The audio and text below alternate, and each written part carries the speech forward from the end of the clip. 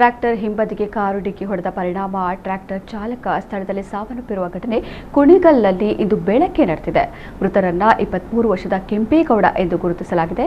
ಕೆಂಪೇಗೌಡ ಅವರು ತಮ್ಮ ಗ್ರಾಮದಿಂದ ಟ್ರ್ಯಾಕ್ಟರ್ನಲ್ಲಿ ಸ್ಯಾಂಡ್ ತುಂಬಿಸಿಕೊಳ್ಳಲು ಕುಣಿಗಲ್ ತಾಲೂಕಿನ ತರೀಕೆರೆ ಗ್ರಾಮದತ್ತ ತೆರಳುತ್ತಿದ್ದ ವೇಳೆ ಬೆಂಗಳೂರಿನಿಂದ ಉಡುಪಿ ಕಡೆಗೆ ಅತಿ ವೇಗವಾಗಿ ಹೋಗುತ್ತಿದ್ದ ಕಾರೊಂದು ನಿಯಂತ್ರಣ ತಪ್ಪಿ ಟ್ರ್ಯಾಕ್ಟರ್ನ ಹಿಂಭಾಗಕ್ಕೆ ಬಲವಾಗಿ ಡಿಕ್ಕಿಯಾಗಿದೆ. ಡಿಕ್ಕಿಯ ರಭಸಕ್ಕೆ ಟ್ರ್ಯಾಕ್ಟರ್ ಪಲ್ಟಿಯಾಗಿದ್ದು ಗಂಭೀರವಾಗಿ ಗಾಯಗೊಂಡಿದ್ದ ಕೆಂಪೇಗೌಡ ಅವರು ಸ್ಥಳದಲ್ಲೇ ಕೊನೆಯುಸಿರೆಳೆದಿದ್ದಾರೆ. ಘಟನಾ ಸ್ಥಳಕ್ಕೆ ಕುಣಿಗಲ್ ಠಾಣೆಯ ಪೊಲೀಸರು ಭೇಟಿ ನೀಡಿ ಪರಿಶೀಲನೆ ನಡೆಸಿದ್ದಾರೆ.